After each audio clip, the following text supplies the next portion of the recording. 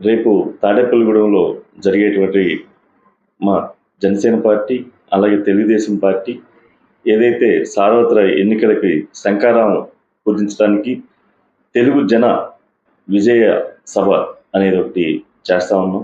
దానికి రాష్ట్రం అంతా కూడా, అలాగే ప్రత్యేకంగా మంగళగిరి నియోజకవర్గం నుంచి కూడా భారీగా తరలి వచ్చి ఆ సభను విజయవంతం చేయాలి.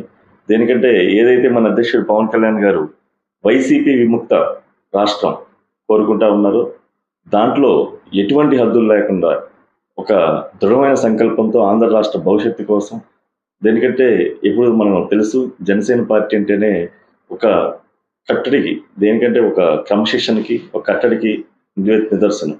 మన అధ్యక్షుడు పవన్ కళ్యాణ్ గారు ఎప్పుడు చెప్తా ఉంటారు, మనం ఎట్టి పరిస్థితుల్లో కూడా ప్రజల అభివృద్ధి, ఆంధ్ర రాష్ట్ర అభివృద్ధి, యువత భవిష్యత్తు గురించి మనం ఆలోచించాలి.